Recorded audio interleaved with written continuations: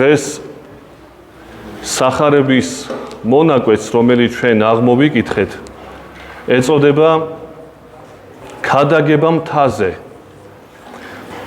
რაც წარმოადგენს იმას, რომ მაცხოვარი მთელი 3 თავის განმავლობაში, რომელიც აღწერილია მათეს სახარებაში, ეს თავები არის მე-5, მე-6 და მე-7 თავები, აძლევს ზნეობრივ დარიგებას ხალხს.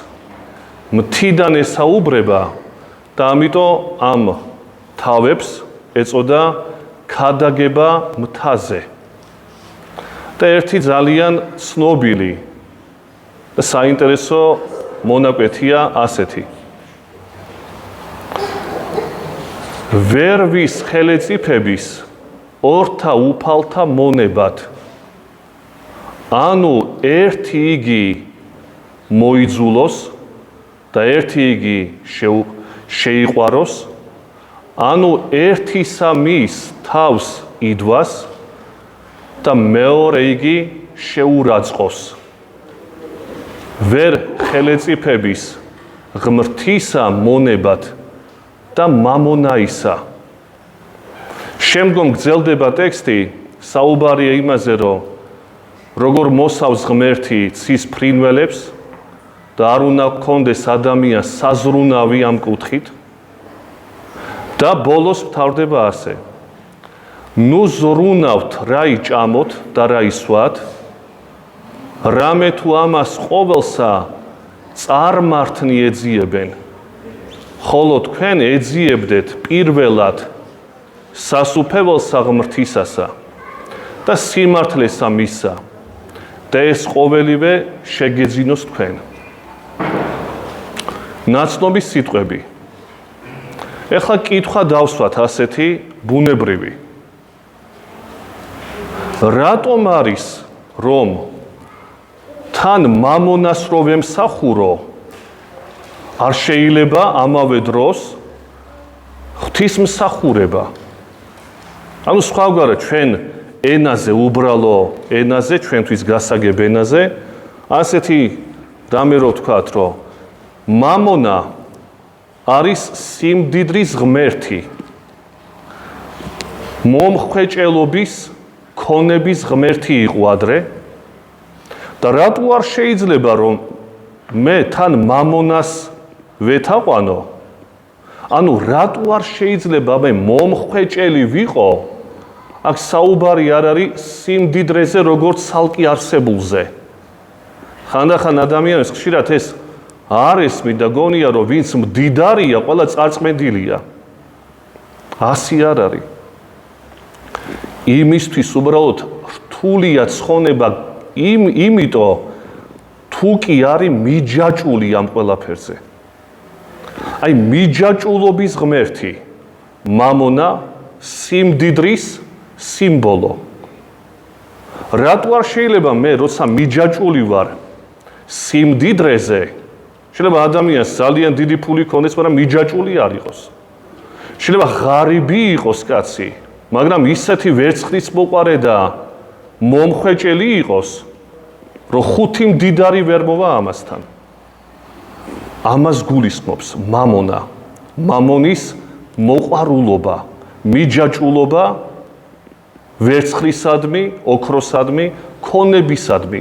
როდესაც შენი გონება მიჯაჭულია ისე, რომ ის მამონა, ანუ ის ფული და ქონება რაც გაქვს, არის შენი ღმერთი, შენი იმედი როა ეს.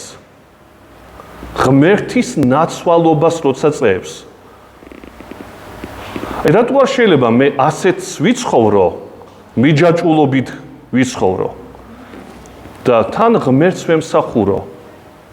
რატო არ შეიძლება? რა განმასხვავებელი ნიშანი აქვს ამას? ძალიან მარტივია ახსნა და გაგება ამისა. როცა ღმერთს ემსახურები, შენი გონება მიმართულია მარადისობისაკენ. როცა მამონას ემსახურები, შენი გონება წუთი სოფელში რჩება. ანუ მე მამონა მჭირდება იმდენად, რამდენადაც აქ ვიქნები კარგად. მე ის დანარჩენი სიკვდილის მერე, სიცოცხლის მერე, მარადისობა იქნება თუ არის, ეს საერთოდ არ მაინტერესებს მე. მე მამონა მჭირდება იმდენად, ამიტომაც ვარ მიჯაჭვული. რომ დავიკმაყოფილო ამ წუთის სოფლის პრობლემები. ამიტომაც გამოსაყენებელი ღმერთია ეს მამონა. მამონა მე არ მთავაზობს, რომ შენ მარადისობაში გადახვალ. მაგრამ ღმერთი ამას გთავაზობს. ეს მარტივად რო ვთქვათ, ორი ბატონი, უფალი ღმერთი და მეორე მამონა, მიჯაჭვულობა. იმით განსხვავდება, რომ ერთი მარადისობაში გადამყვანია და მეორე ლოკალურია. აქ ხოლოდ. ეხლა უნდა შენ აირჩიო, რომელი კაცი ხარ. თუ ერთის მსახური ხარ, ბუნებრივია, რომ მეორე მსახური ვერ იქნები. ამაზეა საუბარი. ვერ ხელისუფლების კაცსა ორ ბატონისადმი მონობა. განა იმიტომ, რომ მხოლოდ ცუდია მამონა და კერპია. სხვათა შორის პავლე მოციქული ამბობს ესეთ სიტყვებს, რომ ძმანო ჩემნო, ვერცხლის მოყვარებაი, კერპთა ყვანის მცემლობაი არს. ის საინტერესო სიტყვებია. ვინც ვერცხლის მოყვარია, მომხვეჭელი ვინც არის. მისი ბუნებრივი აზრი არასოდეს არ ცილდება მამონას. რა ჩავიცვა, რა შევჭამო, რა დავიხურო, რა ვიყიდო. ახლა იქნება, არ იქნება ეს, მე არ მაინტერესებს. პატარა ცხოველუკა, ცხოველი და ეს ცხოველი ვერ ცხონდება, ღმერთის მოყვარული ვერ იქნება. ცხოველია. აქ უნდა მხოლოდ საცხოველეთში ყოფნა.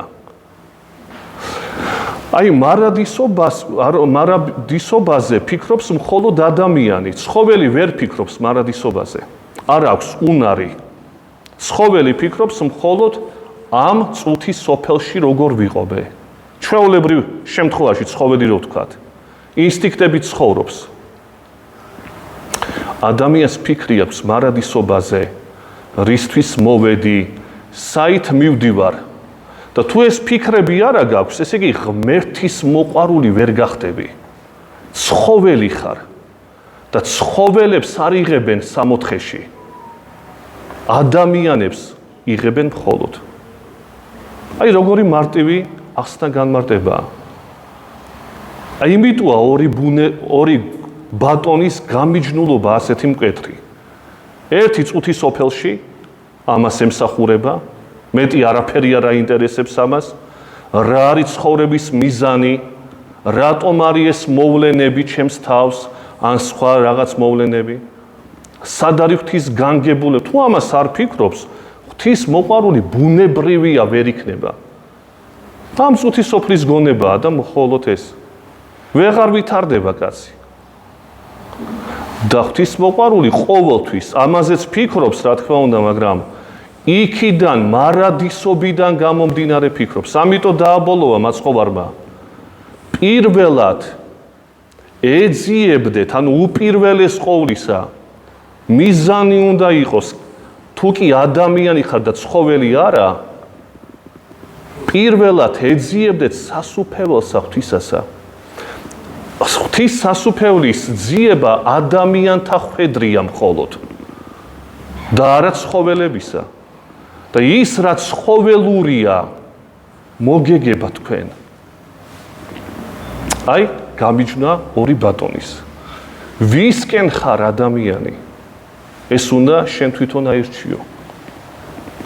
აი ხლა გამომდინარე აქედან გამახსენდა ერთი ეპიზოდი ჩვენთვის უკვე კარგად ცნობილი, უდიდესი ღვთისმეტყველ დოგმატიკოსისა, წმინდა გრიგოლ ნოსელის. წმინდა გრიგოლ ნოსელს უამრავი შრომა აქვს ძალიან საინტერესო და ჩვენ გვითქვამს ამასთან დაკავშირებით, მაგრამ არის ერთი ესეთი ასევე გამორჩეული შრომა მოცულობით დიდია. ეწოდება ეკლესიასტეს განმარტება, თარგმანებაი ეკლესიასტესი. და თქვენ იცით, ძველ აღთქმაში შემავალი ერთ-ერთი წიგნთაგანი, ეკლესიასტე წოდებული, სოლომონ მეფეს უკავშირდება და იწყება ასეთი პესიმისტური ტონით. ყველაფერი ამოუვა, ამოებათა ამოება, ყველაფერი ამოუვა. ჩემს მერე კვლავ ამოვა და ჩავა მზე და ეს უნდა იცოდე შენ. შენს გარშემო არ ტრიალებს ქვეყანა. შენ არა ხარ ჭიპი დედამიწისა. და აი მათ შორის, ესეთ ჩამონათვალთა შორის არის ესეთი საყურადღებო სიტყვები. თვალი ვერ გაძღება ხედვით. და ნამდვილად ვერ გაძღება თვალი, რამდენიც არ უნდა უყუროს, ვერ გაძღება ხედვით. ყური ვერ გაძღება სმენით.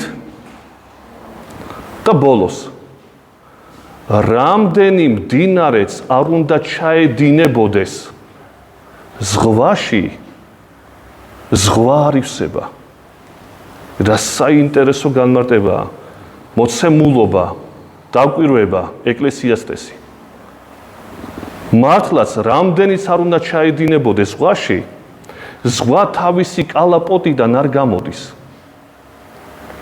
შეიძლება აღელვებული იყოს და სხვა, მაგრამ სადაც მისი კალაპოტი აღრივსება, ჩაედინება უამრავი, მაგრამ არ ივსება. და გრიგოლ ნოსელმა აი ამ ზღვის მოვლენას და ბუნებას ყურადღება მიაქცია. ადამიანს დაუკავშირდა ეს მოვლენა და რას ამბობს, რომ აი ადამიანს უნდა ყოველთვის აფიქრებდეს ზღვის მაგალითი. და რას უნდა ეუბნებოდეს ზღვის მაგალითი მას? რომ შენ ბუნებას ადამიანო, შენ ვერ გაცდები. რას ნიშნავს შენს ბუნებას ვერ გაცდები? რამდენი შემოსავალიც არ უნდა გქონდეს, ერთი რომ ვერ გაძღები, როგორც ეს ზღვა ვერ ძღება. მაგრამ მეორე რა, თავის კალაპოტს არასოდეს ტოვებს. მაგალითი, გასაგები რო იყოს, რას ნიშნავს ბუნებას ვერ გაცდები, კალაპოტს ვერ გაცდები შენსას. ადამიანს აქვს უდიდესი ფული. მამონაზია საუბარი და აქედან გამომდინარე მარტავს წმინდა გრიგოლ ნოსელი. გაშელა დიდი სუფრა, სხვადასხვა საჭმელები. ადამიანს სინამდვილეში ხო ბევრი არ უნდა. რომ დაფიქრდეს კაცი, ადამიანს ბევრი არ უნდა. შეჭამს რამოდენიმე ლუკმას და დანაყრებულია უკვე. მაგრამ ხარბი როცა ხარ ადამიანი, იტყვი კაცო, ამ ხელა სუფრა რისთვის გავშალე მე? დაუკმაყოფილდი 2 ლუკმით, მაგრამ ეს დანარჩენი ვიღამ უნდა ჭამოს. სიხარბე და იცოდე რომ შენ რაც გაკმაყოფილებს ჭამის კუთხით, ამას მეც ვერ შეჭამ. მაშინ 5 კუჭი უნდა გქონდეს. და 5 კუჭი რო გქონდეს, შენი კალაპოტიდან გამოხვალ მაშინ. მაშინ ადამიანი აღარ ხარ. იმიტომ რომ ადამიანური ბუნება ერთ გულს გულისხმობს, ერთ თავს გულისხმობს, 2 თვალს გულისხმობს, ერთ კუჭს გულისხმობს, 2 ფეხს გულისხმობს, 2 ხელს. ეს არის ბუნების მოცემულობა ადამიანის შემთხვევაში. და როდესაც შენ გინდა რომ მომხვეჭელობით მეტი და მეტი გქონდეს, იცოდე რომ მაინც ვერ გახვალ ბუნების იქით. და რაღაცომ ხარ მომხვეჭელი. აი კითხვა სვამს ბოლოს, ამ აზრის ბოლოს რო ჩამოაყალიბა წმინდა გრიგოლ ნოსელმა. რაში გჭირდება ამდენი? შენ ხო ზღვის მაგალითი უნდა გქონდეს. ზღვა შენაირია ფაქტობრივად. უამრავი ჩადის მასში. უდიდესი მომხვეჭელია. მაგრამ მაინც ვერ გადადის ამ კალაპოტს. შენ რამდენიც არ უნდა გქონდეს, ჭკუა ხო გაქვს ზღვისაგან განსხვავებით. იცოდე რომ შენ ბუნებას ვერ დაარღვევ. შენ რომ დანაყრდები, მეტი აღარ გინდა შენ, რამდენი საჭმელიც არ უნდა იყოს. შენ რომ რამოდენიმე დაუშვათ სახლი გაქვს, ათასობით რაში გჭირდება? აი რაში მჭირდება მე ეს ყველაფერი, აი კითხვა უნდა დასვა. თუ კი ჩემ ბუნების საზღვრებს ვერ გავალ, ის დანარჩენი მე რაში მჭირდება? მილიონობით რომ მოვიხვეჭე, მე ამას გამოვიყენებ? აი კითხვა. რა უნდა ვჭამო? 10 კუჭი ხო არა მაქვს რომ ვჭამო მე? და აი ამას გაკვირვებული გრიგოლ ნოსელი აი ამ კითხვას ბადებს ადამიანის წინაშე. ზღვისნაირი რო ხარ, ჩადის და ჩადის ეს სხვადასხვა წყლები, ეს მომხვეჭელობა და ხო იცი რომ არ აღჭირდება. და ხო შეიძლება შემდგომში სხვასაც დაურიგო, ასე ამბობს წმინდა გრიგოლ ნოსელი. ხა ვინც აგვდგევარ ჩვენ, მე არ მეგულება რომ იმდენი ფული კონდეს რომ დასარიგებელი იყოს. ამაზე არ არის აქ საუბარი. კიდევ ერთხელ გავიმეორებ. ხაზგასმა მომხვეჭელობასთან დაკავშირებით არის მხოლოდ და მხოლოდ ისეთი რომ შენი გული არ იყოს ჩათრეული ამ ყველაფერში. ამაოებაში არ ცხოვრობდე მხოლოდ. იმიტომ რომ გამოდის მაშინ რომ შენ ხარ მამონის მეგობარი და მსახური მამონასი. და მამონას მსახური ვერ იქნები ამავე დროს ღვთის მსახური. ღმერთის მოყვარული ვერ იქნები. იმიტომ რომ მამონა წუთისოფელია, წუთისოფლის გართობანაა და დამთავრებადია. ყველაფერი დასრულებადია. დიდი თუ პატარა კვდება, აი გუშინ გავასვენეთ ჩვენი ახლობლის 10 წლის ბავშვი საკათედროდან. ვერ ავჩერდებოდით მგლები. ისეთი საცოდაობა იყო. და რისი თქმა მინდა? რომ წარმავალია ყველაფერი. და შენ თუ მამონას მსახური ხარ, შენი ცხოვრება დასრულდება ძალიან მალე და სასოწარკვეთილებაში ჩაგაგდებს. იმიტომ რომ მამონა ღმერთად გყავს, მეტი შენ არ იცი. არც გაინტერესებს, იმიტომ ცხოველი ხარ. ჯერ პატარა, მერე შეიძლება დიდი გახდე. გაინტერესებს მხოლოდ როგორი ჩასასმელი, როგორი მანქანა, როგორი საჭმელი, მხოლოდ ეს. და ხო დადგება და შეიძლება დადგეს ყოველ წამს, რომ ეს აღარ გქონდეს შენ. აი ეს მამონური გართობანები აღარ გქონდეს. მერე და მერე ღმერთი აღარ ამწავს, მარადიულობა არ ვიცი არის თუ არა და მაშინ ცუდად გავხდები. წამართვეს მამონას სათამაშოები და მარადისობა მე არ მინდა, არ მესმის. და ვარდები სასოწარკვეთილება, ბუნებრივი, ხვედრი ასეთი ადამიანების. რატო არიან ადამიანები სასოწარკვეთილებაში, ადრეც თქვით? მხოლოდ ამ წუთისოფელზე იმედი. წაართმევენ ამ სათამაშოებს. აი როგორც ბავშვები, ნეტარი ავგუსტინი ამბობს. ნეტარი იმაში აღსარებანში ამბობს თავისი ცნობილი შრომა აღსარებანი.